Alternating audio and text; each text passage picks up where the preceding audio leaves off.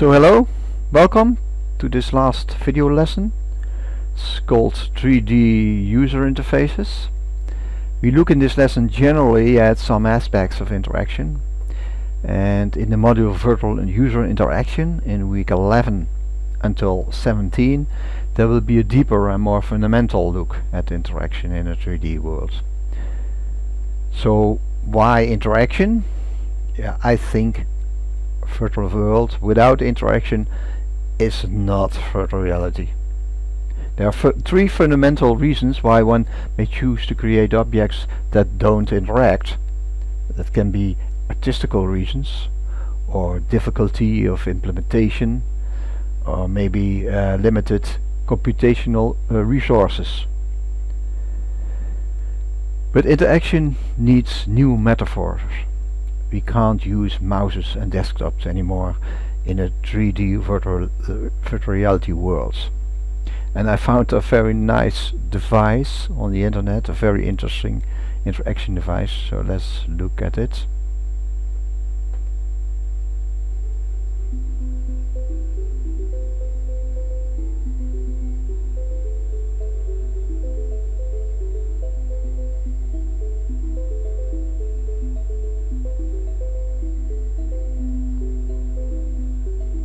Botanicus interacticus is a new interactive plant technology. It requires no plant instrumentation. A simple electrode placed in the soil turns any plant into an expressive, multi-touch, gesture-sensitive controller. Touch gestures could be as simple as sliding one's finger along the stem of a plant. These gestures could be mapped into precise analog control of sounds and music.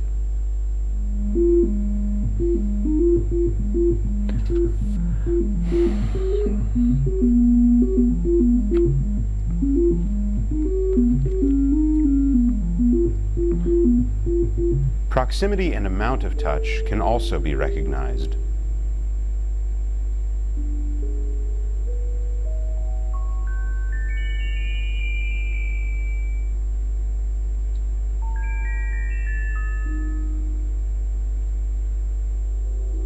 Botanicus interacticus can capture touch gestures with a high degree of precision, which allows us to use it in a broad variety of interactive applications.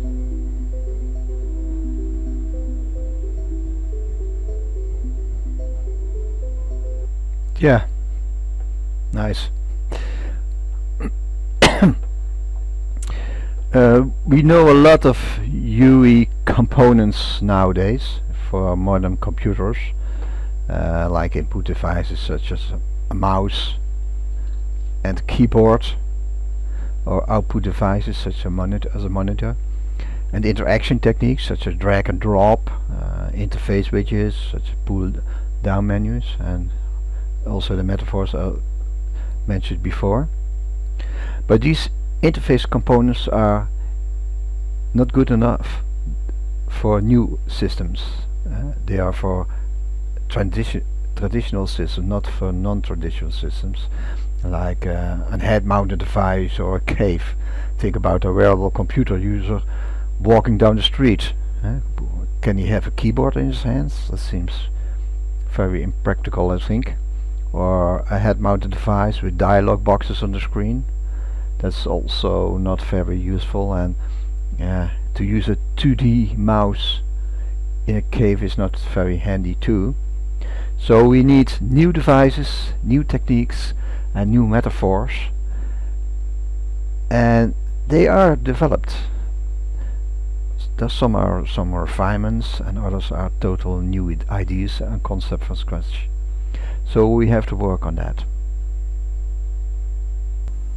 You could think that people don't have much problems to interact in a virtual reality environment, because people spend all their lives in 3D world, and they develop skills for manipulating 3D objects, navigating around in the 3D world, and interpreting 3D spatial relations.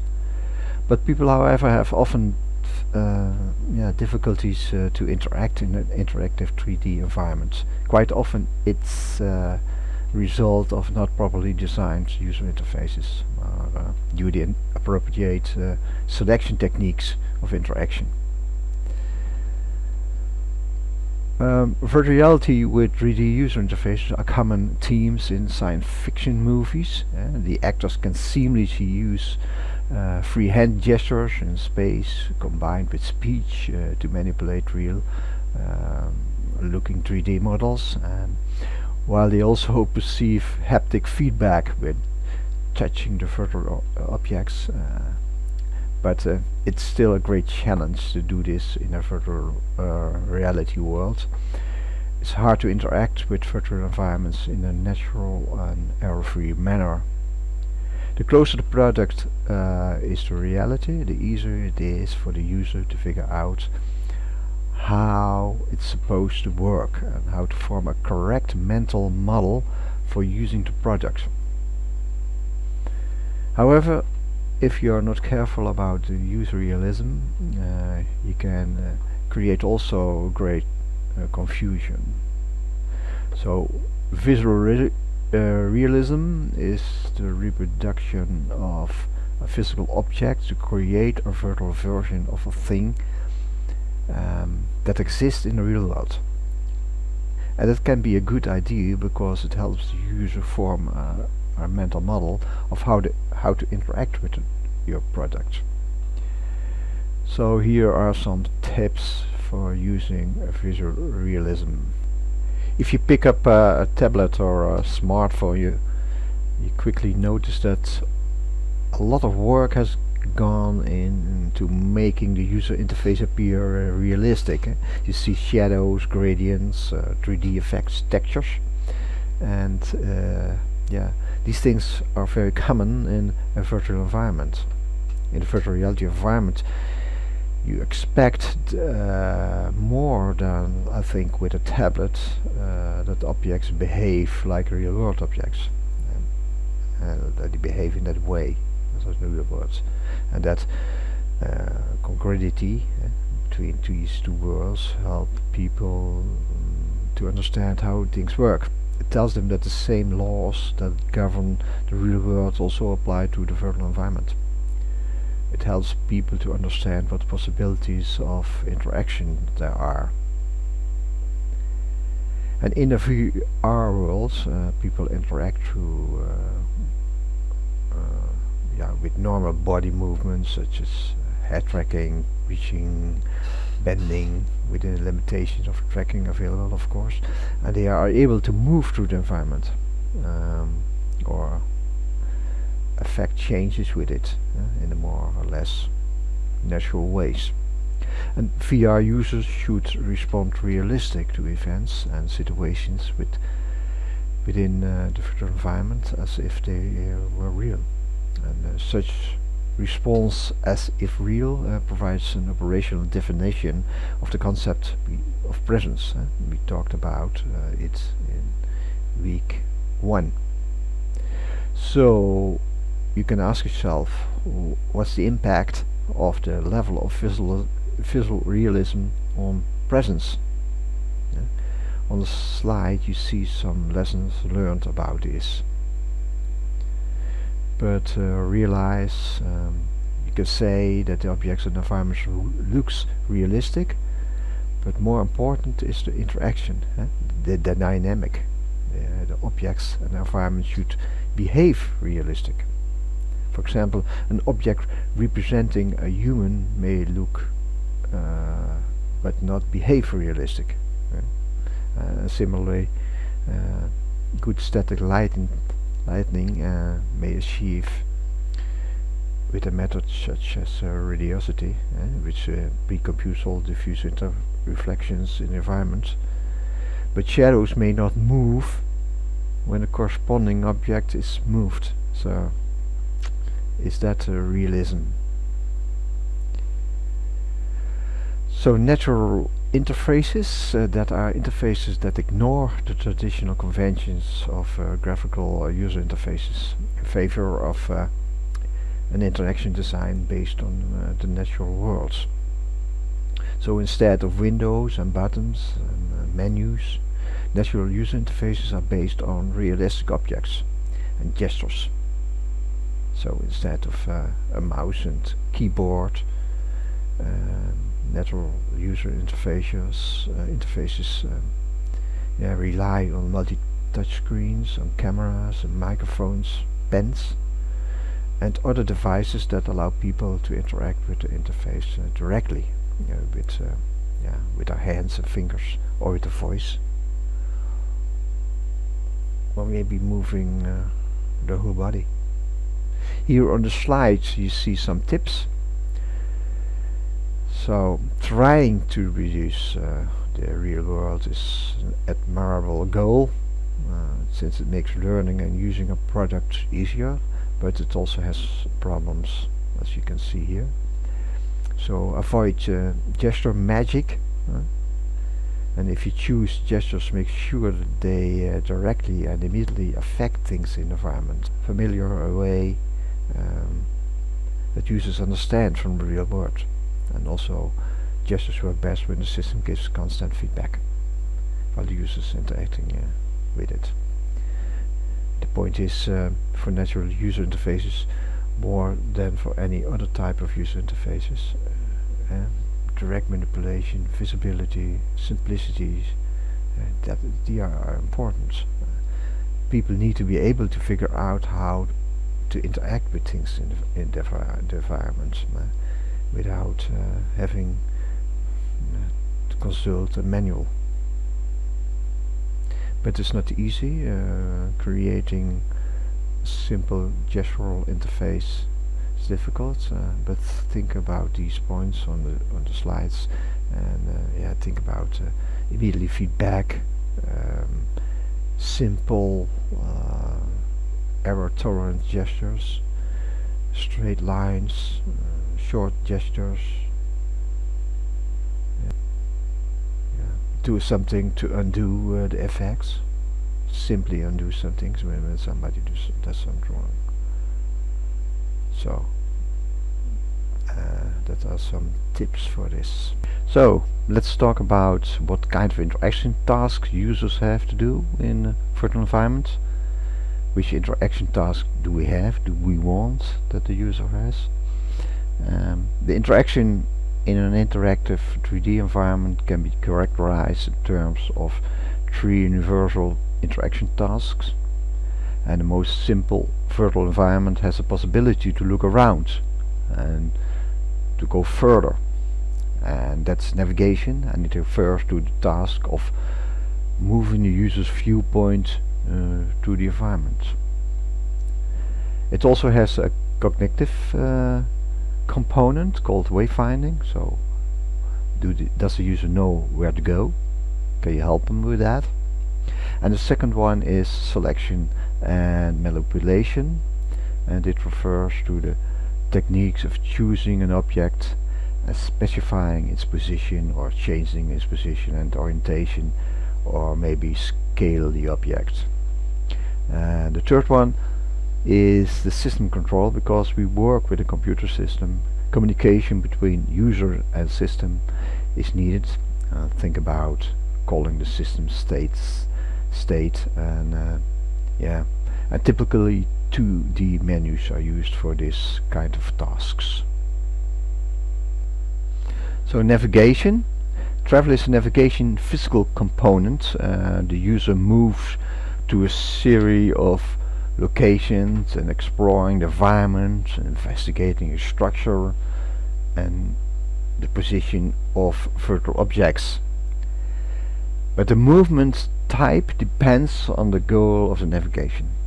So exploration, that general movement like walking through an architectural design, but you can also do some search movement with respect to a specific target, such as moving in and model and then examine in detail the engineering object. Of maneuvering, that's specified trajectory movement, for example along a position and orientation of a trajectory, such as a cinematographic camera movement. and specified coordinate movement that is to a precise position and orientation, such as to specify viewing position relative to a CAD model. The user has to supply the exact position and orientation of his destination in that case. It's very handy to have metaphors for traveling. A metaphor is a real substitute for virtual objects, and it helps designers to map futures on the interaction techniques. So the natural travel metaphors for 3D virtual space walkthrough,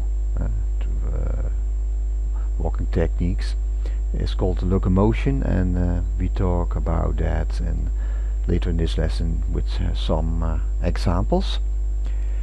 Steering is to direct the camera in different ways and with different devices, and these metaphors share a direct camera manipulation approach.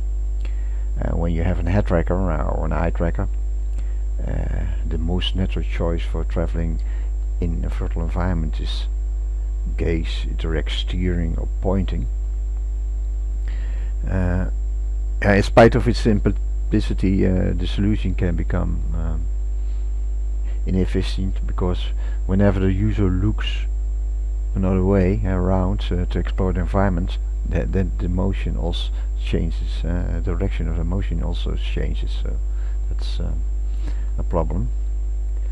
So there are some myths about the best traveling approach. So there is no optimal traveling technique, and natural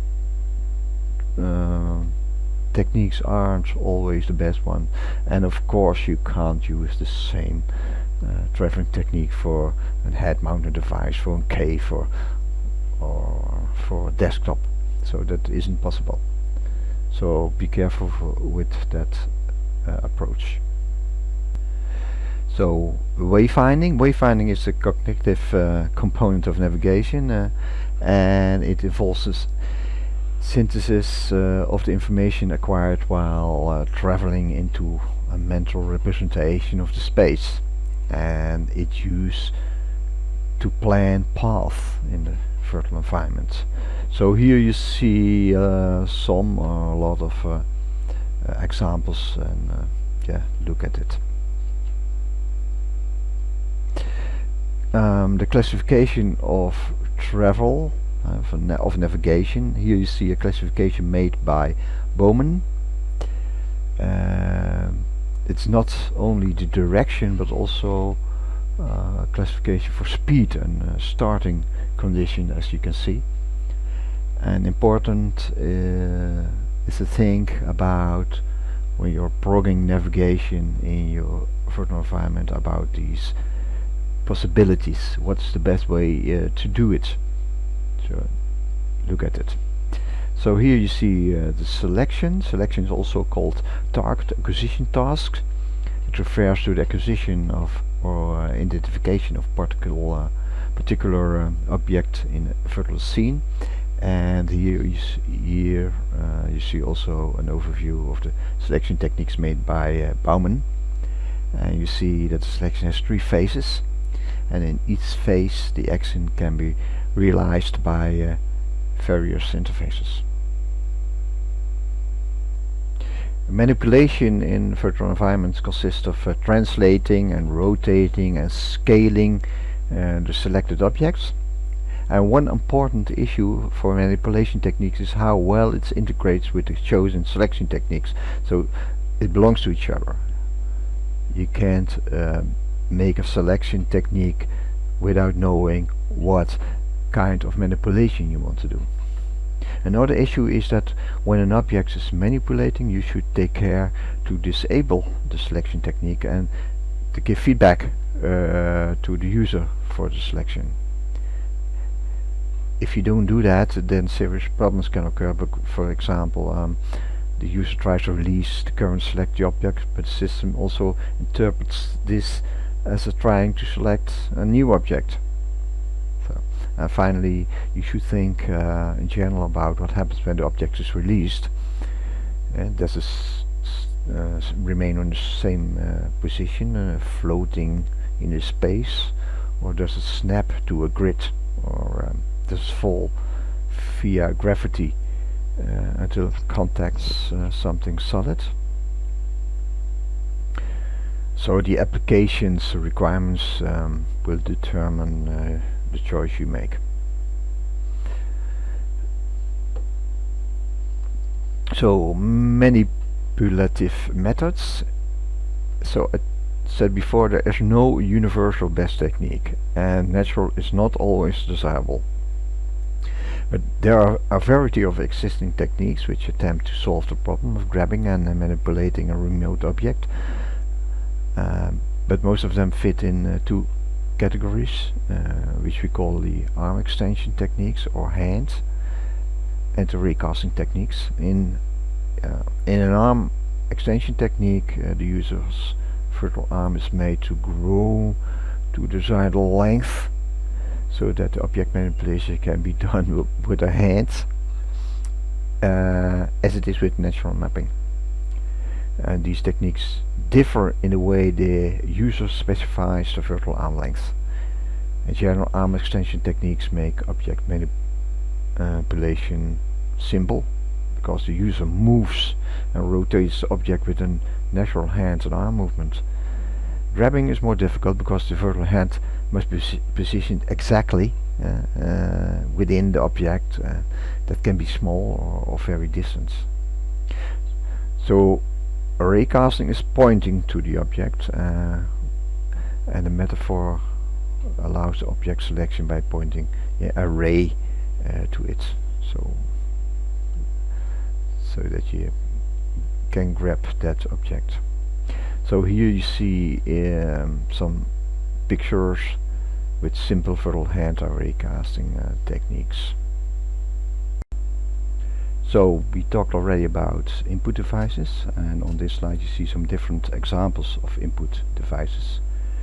There's no picture of a keyboard or a 2D mouse. The classic input device keyboard is still useful for gaming. Arrows are used to navigate in a first-person shooter, for example. But of course, in a more immersive environment, it's not practical if you're standing, for instance. And the 2D mouse is still used for windows and icon menus, but it's traditional 2D input device, and it's not designed for 3D environments, and not very practical in that sense. So what you see is a tablet and handheld PDAs. They have a very precise input, absolute input, meaning that the device reports where the stylus is in relation to the tablet surface. And you can also use, of course, a smartphone for this. So it's a 2D interaction, and you need two hands to use it. And the feedback is important. Also see here a floating menu, and also a picture of a finger menu. And these are 3D selection objects. The joystick is common since 1980s. Original had only 8 directions, but it's still good for PC flight simulators and other games. You also see a picture of a game path. It includes a couple of small joysticks and often contains vibrating tactile feedback. And you could use it in a cave for navigation. For more, you see various 3D mice, like a ring mouse and a cubic mouse and a dragonfly. Okay, so there are a lot of possibilities. When you choose an input device, it's also important to make a distinction between active and passive input. And active input means explicit comments to the VR system issued by the user, for example pushing a button or selecting an object.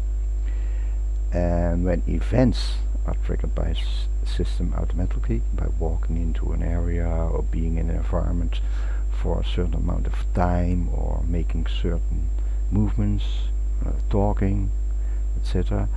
Then we talk about passive input. And a system also may monitor some biological parameters of the user, like heart rate, body temperature, face recognition, etc. That kind of parameters can also trigger an event. Finally, you have special devices like a sensing share, wheels and pedals for car simulation, now also mock-up cockpits for flight simulators, car simulators, etc. So there are a lot of input devices that can be used in a virtual environment. A locomotion interface is a group of travel metaphors, is based on user physical movements. And these metaphors use the body motion to drive the user movement inside the virtual environment. Most of them are intended to immersive virtual environments like caves. Data about the user body pose are inputs to the interface, and the interface computes the direction and distance of the virtual motion for inputs. And direction and distance in turn specify how the point of view from which the virtual scene is drawn moves by displaying the scene from a new point of view. The interface conveys to the user that she has moved, and based on this feedback, she in turn updates her model of space and plans her next move. There are three dominant metaphors for virtual locomotion. In real walking style system, input movements and resulting movements to the space are as natural and as much like real walking as possible. Examples are 2D treadmills, walking in a place, real walking interfaces, and possible nowadays omnidirectional treadmills. In bicycle style interfaces, input movements and responses are similar to driving a bicycle, and a joystick that works similar to how a driver operates, like you see here in this picture. In contrast, magical style interfaces are those that permit movements that they have no natural counterpart in the real world, but serve a useful purpose when you're moving about in a virtual scene. For instance, the ability to teleport between distant locations. That's a magical component of a locomotion interface. And similarly, the ability to adapt the length of your virtual stride, so that you move miles with each step. I think that's a magical property. Walking is the most direct form of traveling in a 3D world. It is a natural technique and provides vestibular cues, so it helps the user to immerse. But technological and spatial limitations make it not always visible. It can be used when the virtual environment size is smaller than the tracking working area. Walking metaphors don't provide the perception of natural walking. Rather, the user learns how to adapt his walking motion to the device characteristics. Think about omnidirectional treadmill. It's not natural walking, you have to think about how you walk. But it's important to make the user feel as they are moving. So for humans, locomotion is walking, running, crawling, jumping, swimming, and so on. And here on the slides you see some picture of locomotion. Here it's having the user contained inside a very large sphere, a kind of human hamster ball you can think about, and that sphere is held in place while it rotates. Here you see the user walk on a treadmill while viewing a moving virtual landscape on the large projection scheme. To simulate hills, the entire treadmill can tilt up to simulate the user's virtual inertia. The tread board physically pushes and pulls the user via a large rod that connects to the user's worn arms. You see here. So here the driving simulator, and here you see real walking in a virtual locomotion interface with a head-mounted device. Nowadays, based on the smartphone like the Samsung Gear, you are not connected to a computer anymore. You can walk further, but then the tracking of the user in a big area is still a difficult problem. So active locomotion is important because then the user uses energy and he feels more immersed, and it requires self-propulsion by the user. Passive locomotion, the user is transported or sits or stands, and the flight simulator or a simple joystick does the work. Some locomotion aspects you can think of is does it go to every direction? Does it include stairs? Don't get through walls? Is there collision? Can I creep? Can I move sideways? So there are a lot of things to do in the work of locomotion interfaces.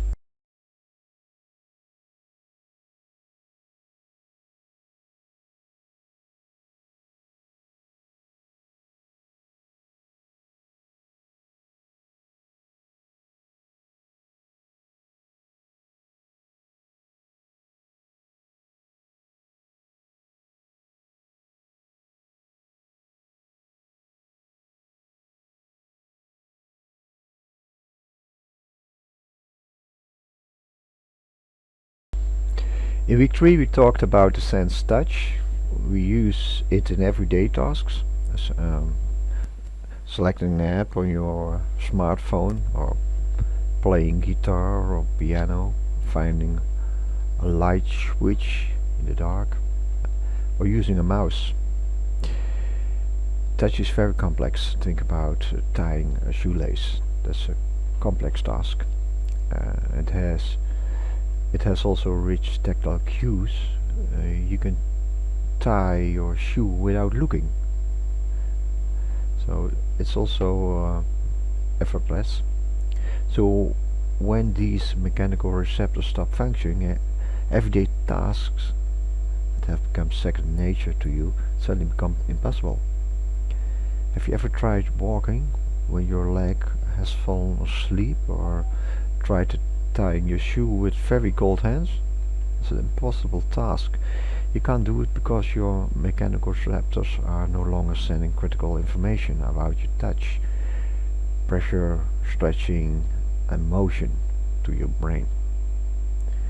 So haptics is very important. Tactile information very important. Simulation of tactile sensing is much more difficult than simulating vision, i.e. you can both transmit and receive tactile information simultaneously, so bidirectional. The refresh rates are very high, about 1000 Hertz for a realistic feeling. Also it requires very high spatial resolution. Research showed that on a smooth glass surface, a dot of 1 until 3 micrometers, 550 micrometer, you can detect by a fingertip. So it's a technical challenge to make such a sensing device. The purpose of most tactile displays is to provide information in response to users, so touching or grasping something, feeling object surface texture, or sensing the temperature of an object. And to generate these sensations, global pressure, vibration and multiple pressures are used. So the tactile information is produced by interpreting the skin. It can be mechanical vibrating elements, either alone one pin or in an array. Often the pins are as the types in the Braille device, like you see here. It's typically used in fingertip simulation. Occasions of air can be inflated or deflated to vary pressure of skin, like in a torso vest. I have here some different haptic seats that do that. Also electrical stimulation. Low levels of current provide localized tingling sensation. These are typically used in gloves or for many, for large body areas too. Like here, you see them here. So you see more devices. This is the device with the pins. I think 500 or something like that, with stimulated with some current in it. This is a device with lateral movement that induces sensations, and also the vests that I told you. So some vibration and servo motor techniques are done in these devices. The hand is an important tool in daily life, and not only for tactile sensing, for haptic. With a data glove we can use our hands still for pointing, for gesturing, for grabbing, and also the data gloves are one type of an haptic device. It can be used as an input or also an active output device. With sensors on the hand, the position orientation can be found, and also how the fingers are bending, or if two fingers make contact with each other, called pinching. And the interaction can be done with certain gestures. For example, the device can distinguish between the fist or an open hand. There are a lot of gloves developed with their own advantages and disadvantages, and they have between the 5 or 22 sensors. More joints movements tracking, and then you need more sensors, of course. A common price is about €2,000 for a cheap one, but the glove with CyberTouch is about 19,000 because it has tactile in fingers and in the palm of the hand. The CyberQuest has a glove for I think about 50,000 or 70,000 euro, so that are nice prices. We have the cheaper one glove from 5DT. It's compact and light, and we have also a wireless communication kit with it. You can work with it in the practical work. It works with fiber optics. Each finger has a fiber loop where light is emitted, and the attenuation of light is detected in the fiber when bending the finger, right, or the fiber. So there are also other types, not based on light, but on ultrasonic. So it measures the arrival of ultrasound, or magnetics, small magnetic fields in the joints. Also gives orientation, of course. And the cheap ones with electric resistance, so less current is flowing when the finger is bending. For me, there's an important drawback with gloves, because students have different sizes of hands, and because the gloves are hard to put on and off, the gloves get broken, and the sensors overlap on different finger locations for different users. So the thumbs. Haptic devices allow users to interact with a virtual scene through the sense of touch. We talked about that. The users can touch and manipulate virtual objects inside a 3D environment as if they were working in a real environment. And haptic device allows feeling object by vibrations and bumps according to the type of haptic device at hand. But haptic is absolutely required for some tasks. Think of many medical procedures. Sensing of forces, force feedback to simulate the feel of organs as they manipulating, but also testing the ease of manual assembly of complex mechanisms before they are manufactured, or making virtual environments accessible for visual impaired users.